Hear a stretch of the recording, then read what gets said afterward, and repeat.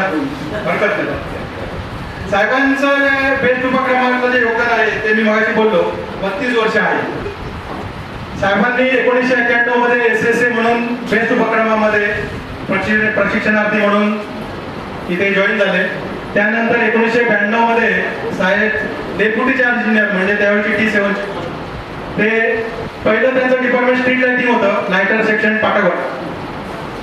तिथे त्यांनी 1 वर्ष काम केलं आणि तिथून नंतर ते ऑपरेशन मेंटेनन्स नॉट, आता ऑपरेशन 5 डिव्हिजन आहेत पण त्यावेळी 2च होते. सावधानी लिंगे साहेब, अरलिंगे साहेब, जाधव साहेब, कुलकर्णी साहेब व समोर उपस्थित असलेले सर्व मान्यवर.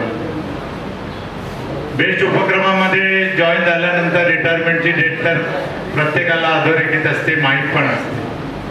पण तो रिटायरमेंटचा कालावधी आनंदाने पूर्ण करणे आणि निष्कलंक सेवा करणे आणि तब्येतीने सुद्धा व्यवस्थित सगळ्यांसमोर आनंदाने एक रिटायरमेंटचा फंक्शन हा एक खरोखर कौतुकास्पद दिवस आहे. GMच्या कॅबिनमधून बाहेर पडल्यानंतर 4-5 फोन जर येणार असतील तर त्याच्यातला पहिला फोन शैलेचा, कृपया काय काय विचारलं, काय काय झालं, उत्तर काय काय दिले. म्हणजे स्वतः जरी तो शांत राहिला तरी बेस्ट इंजिनियर असोसिएशन, जुनी बेस्ट डिप्लोमा इंजिनियर असोसिएशन ही आजपर्यंत जिवंत ठेवण्यामध्ये जे काही 4-5 लोक आहेत त्यामध्ये एक शैलेश कुलकर्णी. त्यामुळे बेस्ट इंजिनियर असोसिएशन तर्फे निकम साहेबांच्या साक्षीने तुला सर्व इंजिनियर तर्फे मानाचा मुद्रा. त्या इंजिनियरचं नाव घेत नाही आणि एका इंजिनियरची मिसेस कोल्हापूरला अपघात झाला होता आणि शैलेने मला फोन केला, KP कोल्हापूरला असा ऍक्सिडेंट झाला, आपल्याला काहीतरी केलं पाहिजे. म्हणजे शैले मला का फोन केला? नाही मी तुलाच करणार. म्हणजे काम कसं करून घ्यायचं हे शैल्याला चांगलं. आणि ईश्वर कृपेने सर्व इंजिनियर लोकांनी 2 दिवसामध्ये बंद झालं का? माहिती गरज तुम्हाला, माहिती गरज देशमुखाला नसते. पण 2 दिवसामध्ये सर्व इंजिनियर लोकांनी 1,75,000 जमा केले. त्या मुलाला आपण दिले सॅल्यूट. खरंच की एका इंजिनियरने फक्त अपील केलं. अपील करणारा KP होता पण त्याच्या मागचा खरा सूत्रधार शैल्या होता आणि त्या इंजिनियरला ती मदत मिळाली. त्याची मिसेस नंतर मुंबईला शिफ्ट झाली, आता तिची तब्येत पण चांगली आहे. एक उदाहरण दिलं. असं BHTच्या 33 वर्षाच्या सर्व्हिसमध्ये त्याने खूप लोकांना मदत केली आहे. म्हणजे काही लोकांना संघटनेच्या माध्यमातून म्हणा किंवा काही लोकांना आता त्या काळी व्हॉट्सअप वगैरे काय नव्हतं, आम्ही पेपर काढायचो, नाव लिहायचो, 100 रुपये, 500 रुपये, 1000 रुपये. आता व्हॉट्सअपवर GPayने करतो. पण ही जी संस्कृती आम्ही आमच्या पिढीने जपून ठेवली आहे ती संस्कृती तुमच्या पिढीने पुढे न्यावी. आपल्या इंजिनियरवर असा जर प्रसंग आला तर हीच बांधिलकी जपावी. एवढंच मी तुम्हाला सगळ्यांना सांगतो. तुम्हाला इथे बोलायची संधी दिली त्याबद्दल आयोजकांचे धन्यवाद. जय हिंद, जय महाराष्ट्र. असं वाटतं की कुणाची काय कशी चर्चा कसं कामं सुरुवात कशी करावी, कसं सुरुवात करावं असं वाटत होतं. पण काही दिवस झाल्यानंतर मग जशी आमची ओळख केली त्याच्यानंतर मग समजलं की कुलकर्णी साहेब इथे चांगल्या पद्धतीने काम आपल्याला करून घेतात. आपल्याकडून हळूहळू कामाला सुरुवात झाली. त्याची कामाची पद्धत अशी होती, सगळ्यांना ते सगळे कर्मचारी अधिकारी वर्गाला त्यांनी अपक्षी कसा आपल्या मुलांना आपल्या कवेमध्ये घेतो आणि सगळ्यांना सारख्या पद्धतीची आपली. अशा प्रकारे त्यांनी काम केल्यामुळे स्वतःला सगळं काम त्यांना येत होतं. त्यामुळे दुसऱ्यांकडनं कसं करून घ्यायचं ते त्यांना जमलं. तर साहेबांच्या कार्यशैलीविषयी थोडंसं पवारने सांगितलं. आता मी साहेबांचे आणि माझे पण वरिष्ठ जे निवृत्त झालेले आहेत गायकवाड साहेबांना विनंती करतो त्यांनी पण त्यांच्याविषयी 2 शब्द सांगा. शैलेश कुलकर्णी त्यांच्याबद्दल आणि अधिकाऱ्याबद्दल आणि माझे बाकी अधिकारी कुलकर्णींची 32 वर्षापैकी शेवटचे 2 वर्षे मला मिळाली. म्हणजे तोपर्यंत मी ओळखत पण नव्हतो. 21 वर्ष जेव्हा आले 2 वर्ष आमचा एकत्र आम्ही काम केलं, तेव्हापासून पण ओळख झाली.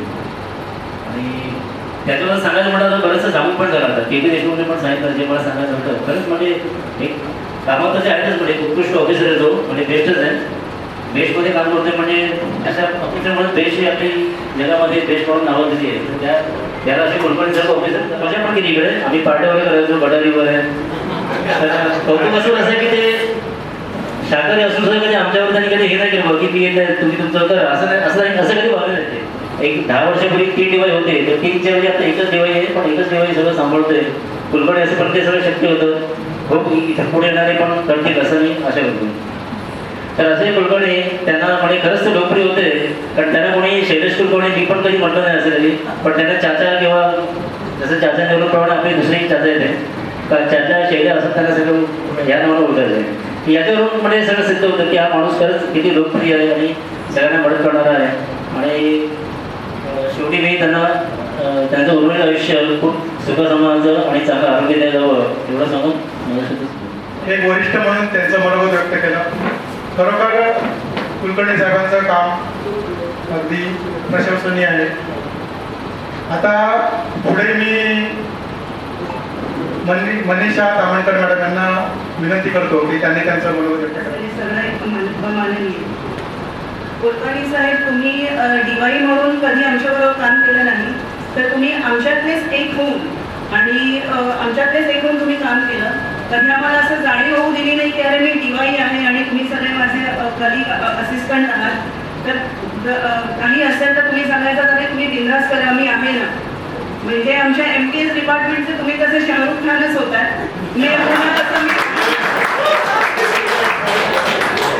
हां, तसंच झाले ते किंग खान कसे आमचे किंग कुलकर्णी साहेब.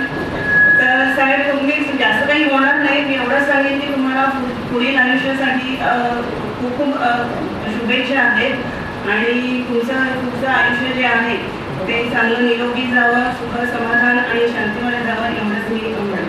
थँक्यू. चिरंजीव मयूर कुलकर्णी साहेब आणि सन्माननीय व्यासपीठ आणि इथे उपस्थित सर्व माझे अभियंता मित्र आणि खास करून आपल्या उपक्रमाशी आणि आपल्यासोबत काम केलेल्या आपल्या सगळ्या सहकाऱ्यांशी जुळलेली नाळ तशीच ठेवून आणि ती ठेवण्यासाठी म्हणून उपस्थित झालेले माझे सर्व निवृत्त झालेले आणि इथं आलेले सर्व माझे सिनियर्स यांचा मला स्पेशल उल्लेख करायचा आहे. शैलेश कुलकर्णी आणि मी आम्ही कधीही सोबत काम करण्याचा आमचा योग आलेला नाही. हे कदाचित त्याचं चांगलं नशीब असेल म्हणून असं लोक म्हणतात. पण हे परंतु या संघटनेच्या कामकाजासाठी किंवा यासाठी काम करत असताना त्याची मदत मला नेहमी मिळाली ती यासाठी की त्याला सामाजिक जाणीव आहे, आपल्या अभियंत्यांची त्यांना जाणीव आहे आणि त्या जाणीवेपोटी ते नेहमी मला जिथे जिथे शक्य आहे किंवा जेव्हा जेव्हा मी काही सल्ला मागितला की यासाठी मध्ये ट्रान्सफर होती. साहेबांनी एक महिना इकडे रिपोर्टिंग केलं होतं अगोदर. ज्यावेळी ते बघितलं तर साहेबांच्या हातामध्ये मोठी डायरी होती आणि प्रत्येक टेस्टिंग त्यांनी एकदम व्यवस्थित देऊन ठेवलेलं आहे. म्हणजे आमच्या टेस्टिंग प्रोसेसची एक फाईल आहे, पण त्याच्यापेक्षा पण एकदम सिंपल आणि समजणारी भाषेमध्ये देऊन ठेवलेलं आहे. त्यामुळे जेव्हा काही आम्हाला प्रॉब्लेम येतो त्यावेळी टेस्टिंग प्रोसेस न घेता आणि साहेबांनी काय घेतो आणि जसं की आपल्या देशाचं संविधान डॉक्टर बाबासाहेबांनी लिहिलेलं आहे. कधी कधी म्हणजे मी साहेबांना म्हणायचो, साहेब मला तुमचं संविधान द्या, आपण तुम्हाला सांगू शकता.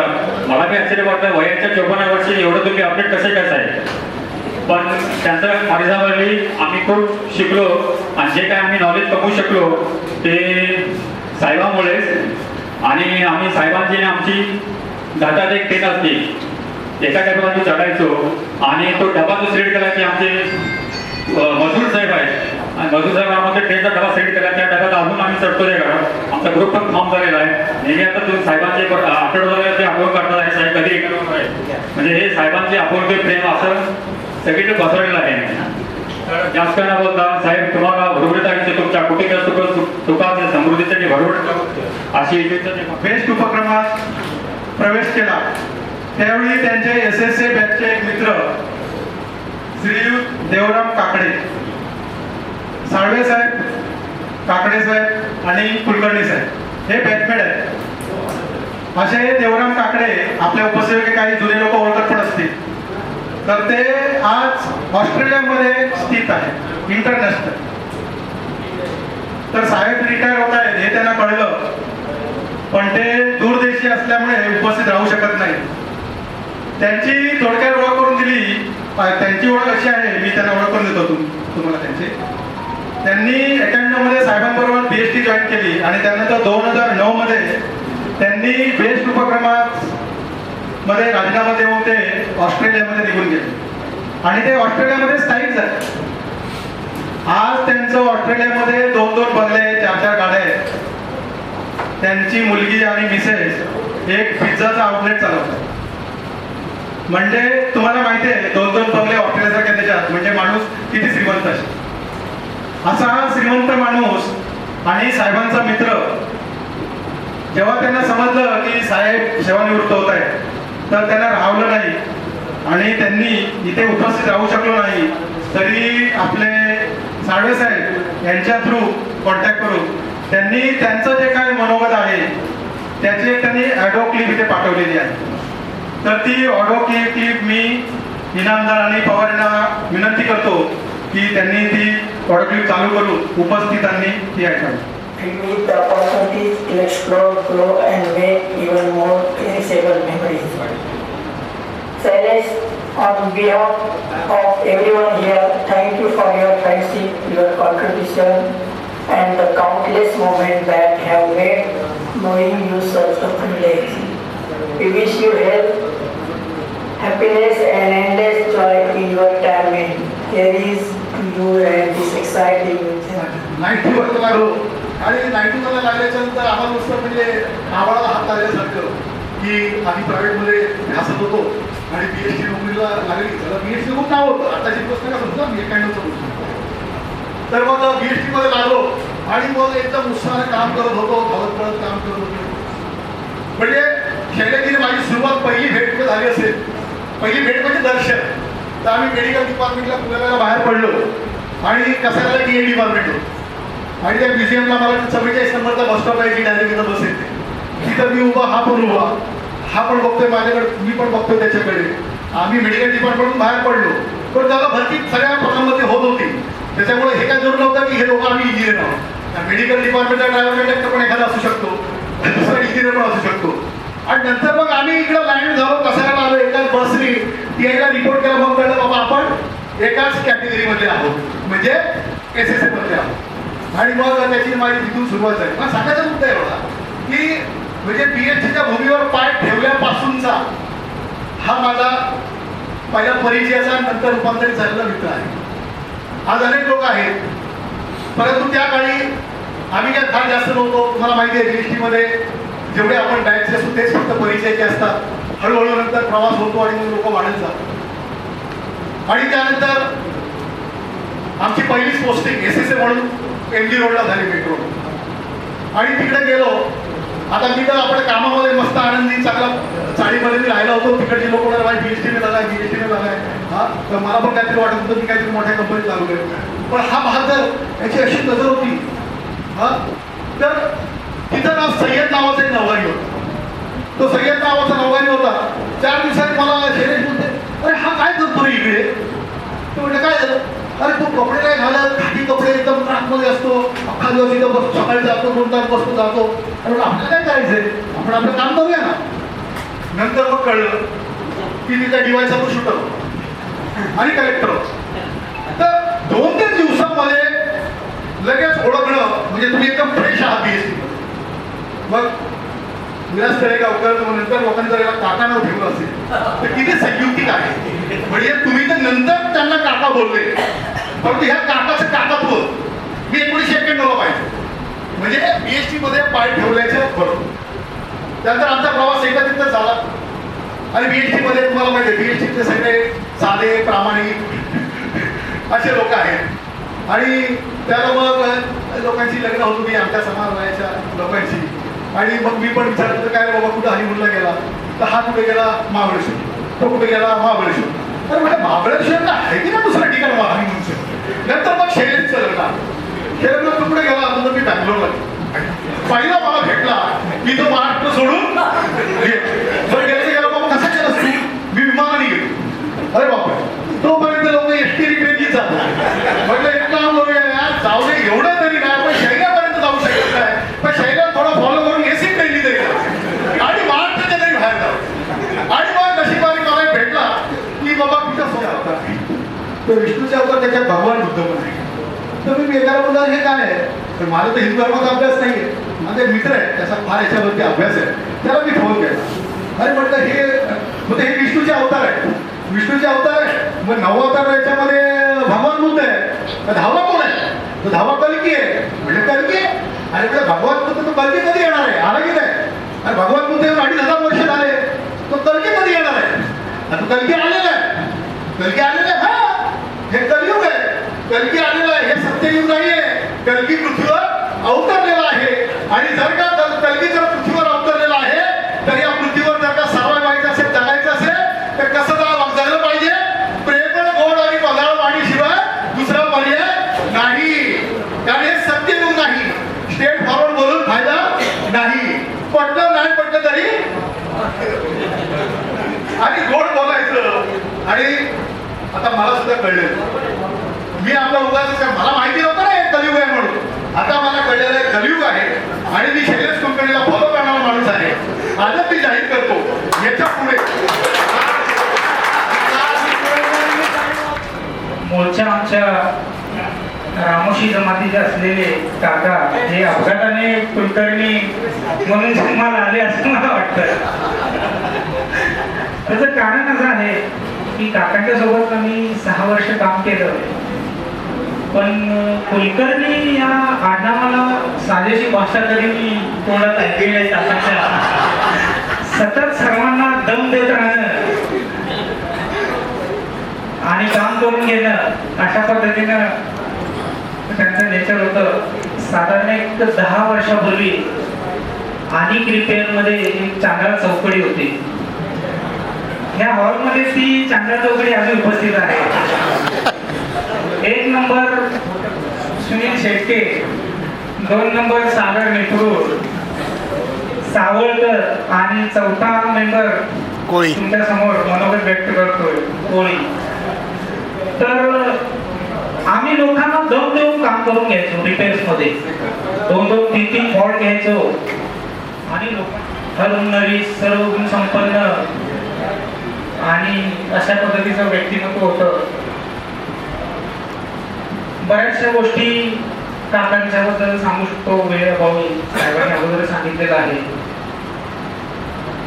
खूप चांगल्या पद्धतीने काकांनी आम्हाला सामावून घेतलं, आमच्यावर प्रेम केलं, अजूनही प्रेम करतात. आम्ही सर्वजण त्यांच्यावर, आपण सर्वजण त्यांच्यावर प्रेम करतो. याचं सर्वात महत्वाचं कारण म्हणजे उपक्रमामध्ये जसं साहेबांनी सांगितलं, ब्रिगेड ऑफिसरच्या पाठीशी खंबीरपणे उभा राहणारा मी बघितलेला काका हा एकमेव माणूस. कुठल्याही परिस्थितीत ब्रिगेड ऑफिसरच्या पाठीशी ब्रिगेड ऑफिसर हा काका उभा राहायचा. तुम्ही काम करा, मी बघतो. काकांच्या छत्रछायेखाली काम करताना आम्हाला कधीही भीती वाटली नाही. त्यांनी आम्हाला पंखाखाली घेतलेलं होतं असं म्हणायला हरकत नाही. जाता जाता एक कडवं तुमच्यासाठी जाता ऐकवतो. अशी पाखरे ती आनिक स्मृती ठेवली जाती, 2 दिसांची रंगत संगत, 2 दिसांची रंगत संगत, 2 दिसांची नाती, अशी पाखरे ती. धन्यवाद. तर शैलेश सारखा कुठलंही डिपार्टमेंट असो, कसलंही वातावरण असो, कसलीही परिस्थिती असो, त्याच्यातनं आउटपुट काढणं हा शैलेशचा गुणधर्म. मी सेंट्रल नॉर्थला होतो तेव्हा शैलेश नॉर्थ ईस्टला होता. मी रिपेअर्सचा इन्चार्ज होतो आणि तो रिपेअर्स नॉर्थ ईस्टचा रिपेअर्स बघायचा. एक साहजिक असतं की रिपेअर्समध्ये प्रत्येकाला तिकडे काय चाललं इकडे काय चाललं या गोष्टी कळतात. तर जी मेहनत करायची सवय आणि जी आउटपुट काढायची इच्छाशक्ती जशी आमच्या इकडे रवी कांबळेमध्ये होती तशी शैलेश कुलकर्णीमध्ये तिकडे केली. म्हणून शैलेशच्या पुढील जीवनासाठी पण त्याचं तसं म्हणजे त्याचं जीवन पुढचं पण तसंच असेल. म्हणजे जसा BST जगला तसाच पुढेही जगेल अशा त्याला शुभेच्छा देतो. आणि निरोगी आयुष्य त्यांनी जगावं याच्यासाठी जे करावंच असेल ते त्यांनी करावं. काढलेले आहेत. नॉर्थ ईस्टचा सगळं नेटवर्क त्याला पार्ट आहे. टेक्निकली टोटली साऊंड आहे. तसाच तो BSTच्या बाहेर जेव्हा जेव्हा आम्ही काही पिकनिक्स अरेंज केलेले असतील त्याचा उल्लेख करायला बहुतेक कोणी राहिला. तो तेवढाच बाहेर सुद्धा एन्जॉय करतो, मस्ती करतो, खोड काढतो. जेव्हा तो भाषणाला उभा राहतो तेव्हा लोकांमध्ये हशा पडतोच पडतो. म्हणजे त्याच्याकडे ती कला आहे समोरच्याला कसं धरून ठेवावं. म्हणजेच आपला स्टाफ, आपला इंजिनियर तसेच वरती वरिष्ठ एकच फक्त त्याचं एक मी आठवण सांगतो की तो सगळ्यांना माहिती आहे की इथून काम करतो BSC साठी. आपण सगळेच करतो. पण काही असे फॉल्ट्स तो रिपेअर करायला गेला आणि रिपेअर करताना त्याला एक लांबलचक केबल टाकण्याची परवानगी हवी. म्हणजे आपल्याकडे सिस्टम आहे की डिव्हिजनल इंजिनियर किंवा एग्रेडचा सँक्शन घेतो की सर तो फॉल्ट मिळत नाही असं असं आहे, केबल डीप आहे किंवा हवा, तर मी एक एवढ्या स्टेजमध्ये केबल टाकतो. तर ते DL घेऊन तो वरती आला होता. मी विभागीय अभियंत्याचं नाव घेत नाही. आम्ही सगळे आतमध्ये बसलेलो होतो तेव्हा तो इमानदारीत तो आणि त्याचे 2 चार्जियर वरती आले आणि त्यांनी सांगितलं की साहेब असा असा हा फॉल्ट लागेल, क्लिअर होईल, क्रिटिकल नेटवर्क आहे, मला करू द्या. तर त्या विभागीय अभियंत्याने त्याला सांगितलं नाही नाही तिथे पत्रे लावले आहेत का. म्हणजे तुम्हाला इंजिनियर लोकांना कळलं असेल पत्रे लावणे म्हणजे बिल्डरचं काम चालू आहे का. ते ऐकल्यावर शैलेशचा म्हणजे माझी सटकली तसं त्याची सटकली आणि त्यांनी धाममध्ये त्याच्यासमोर ते DL बुक सोडलं. त्यांनी सांगितलं ह्याच्या पुढे मी तुमच्या कॅबिनमध्ये येणार नाही आणि फॉल्ट्स काय असतील जेवढे माझ्याकडे जमलं तेवढं मी करणार. म्हणजे आपण त्याला म्हणतो मृदुल भाषी आहे पण त्याविषयी त्याचा रागही बघितला, त्याचा तो आक्रोश बघितला. म्हणजे BSC साठी जो जे काय करू शकतो तो करेल. पण त्याला जर कोणी अडवत असेल तर तो त्याला बरोबर जागेवर. दुसरे विभागीय अभियंता उठून त्याच्या मागे मागे गेले, थांब शैलेश अरे मी असंच बोललो तुला जे हवं तर कर. मी लगेच गेलो, त्यांनी सही केली, त्याचं ते काम दुसऱ्या दिवशी झालं. म्हणजेच त्याला ट्युनिंग वरचेन घालण्याचे म्हणजे अगदी AGMS साहेबांपासून असू दे ते खालच्या कॅज्युअल लेवलपर्यंत असू दे त्याला सगळेच मान देतात त्याला. कारण सगळ्यांनी अगोदर वक्त्यांनी बोललेले आहे. Shailesh we will definitely miss you. BST will miss you. Shri Shailesh साहेब सगळ्यांसाठी ते काका असतील पण माझ्यासाठी ते गुरु आहेत. आता ते किस्सा सांगतो छोटासा. आम्ही 2010च्या बॅचला जॉईन झालो आहे ते DY म्हणून डायरेक्ट DY. त्यावेळी मान्सून होता 1 जूनची जॉईनिंग. त्यामुळे 2 महिने आम्हाला डायरेक्ट कंट्रोलमध्ये पोस्टिंग दिल्या आणि 2 महिन्यानंतर थोडा मान्सून सेटल झाल्यानंतर आम्हाला ट्रेनिंगला बाहेर काढलं. सगळ्यात पहिला अधिकारी मला फील्डवर मिळाला ते आमचे शैलेश कुलकर्णी साहेब. आणि सायन चौकीला सभिज्ञ होते, चौकीला DY नाही. मग आम्हाला गेलं आता मला 6 डेजचा वर्किंग पिरियड होता सायन चौकीचा. मग तेव्हा मी शैलेश कुलकर्णी साहेबांना 6 दिवस जे बघितलं त्यातून माझ्या मनात BST विषयी पॉझिटिव्हिटी आली. हे शैलेश कुलकर्णी कारण माणूस आल्यानंतर शांत, जसं सगळ्यांनी सांगितलं, साळवे साहेबांनी सांगितलं शांत. पण त्यांचं आणि साळवे साहेबांचं पटण्याचं किंवा दुसऱ्या व्यक्तीशी पटण्याचं एक महत्त्वाचं कारण म्हणजे शैलेश कुलकर्णी मृदू बोलत असतील पण ते त्यांचं म्हणणं स्पष्ट शब्दात मांडतात. तर ते नेहमी आपल्याला जे वाटतं समोरच्यासाठी असू दे किंवा BST साठी असू दे त्यांचं म्हणणं ते सांगतात. तुमच्यावर फोर्स नाही करत म्हणजे ते हार्ड बोलत नाही पण ते स्पष्ट नक्कीच बोलतात. तर त्यांच्या त्या गुणामुळे आणि माझं सगळ्यात पहिलं फील्डवर जे ऑफिसर म्हणून मला गुरु म्हणून मिळालेले शैलेश साहेब, हिंदुस्थानी असलेल्या शैलेश साहेबांना सेवानिवृत्तीच्या शुभेच्छा आणि त्यांचं पुढील आयुष्य सुखाचं भरभराट आणि आनंदाचं जावं. धन्यवाद. खरंच एक मित्र म्हणून मी आजही शैलेशच्या नेहमी टचमध्ये असतो. कधी कधी मला जेव्हा माझं मन हलकं करायचं असतं तर मी शैलेशला फोन करतो आणि त्याच्याकडनं ॲडवाईस घेतो किंवा त्याच्याशी मी माझं बोलणं बऱ्याच वेळेस बोलणं करतो. असा हा मित्राच्या बरोबर भरपूर बोलू शकतो, पण आता ते काही बोलण्यासाठी वेळ नाही आहे, सर्वांना वेळच कमी दिला आहे. तरी मी माझे शैलेशला लोक काका म्हणतात, कोणी शैल्या म्हणायचं. मी कधीही शैलेशला काका म्हटले नाही आणि शैल्या म्हटले, मी पहिले शैलेशच म्हणायचो, माझं नेहमीच आहे. आणि साळवे साहेबांना फक्त एक गोष्ट मी सांगू शकतो की शैलेशला एक लेटर मिळालेलं आहे हा, आणि तेही विशेष ही बीएसटी आहे. बीएसटीचा विशेष सांगतो तुम्हाला की शैलेश आणि मी आम्ही दोन्ही लिव्हर होतो, आणि लिव्हर असताना आम्हाला लेटर दिलेलं आहे शैलेश बरोबर. आम्ही लिव्हर होतो आणि एका ADP जवळ मकवाना साहेब आले, आडे साहेब आले, त्यांनी फोटो काढला, बघितलं सेफ्टी गॅजेटचा फॉलो होत नाहीये. आमच्या एका जॉइंटरने हातात ग्लोव्ज न घालता फ्यूज काढत होता, जी आपली रुटीन प्रॅक्टिस आहे, प्रिव्हिलिंग प्रॅक्टिस आहे. बट ते फोटो काढले आणि सांगितले यांना लेटर द्या, आणि आम्ही लिव्हर असताना आम्हाला लेटर मिळालेलं आहे.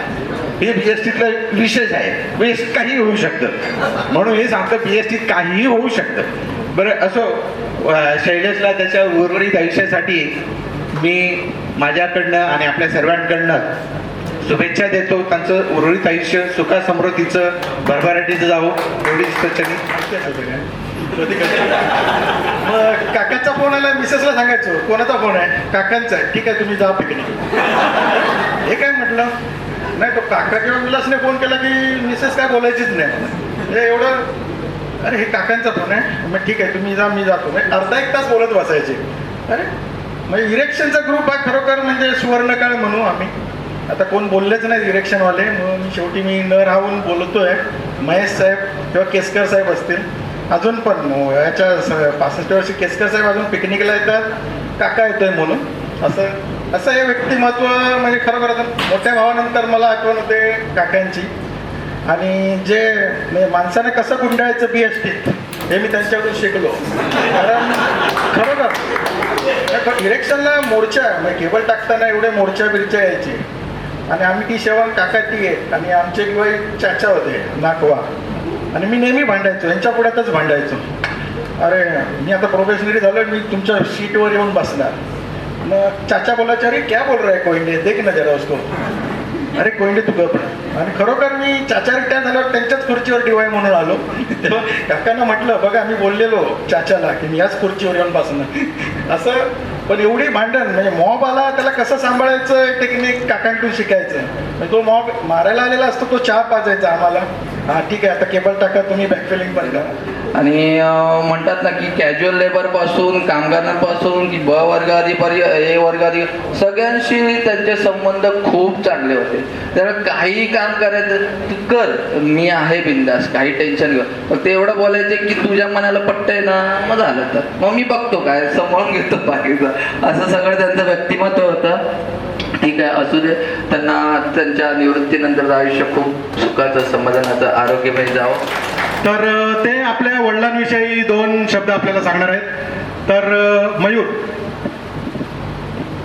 धन्यवाद. बाबांचा जसा उल्लेख तुम्ही सगळ्यांनी केला, तर तो ऑलमोस्ट घरी पण सिमिलरच आहे. सगळ्यांना मदत करणं दरवेळेला बाबाची प्रायोरिटी असते. म्हणजे सोसायटीत पण कोणाचं काही झालं किंवा कोणी गेलं किंवा कोणाला ॲडमिट करायचं असेल, काय करायचं असेल, पहिल्या ॲम्ब्युलन्सला फोन बाबाच करतो. सोसायटीत लाईट वगैरे गेली तरी अडाणीला, आता आमच्या इकडे अडाणी येतो, त्याला बाबा पहिला फोन करणार आणि ग्रुपवरती टाकणार. पण शांत स्वभावाचा कसा आहे,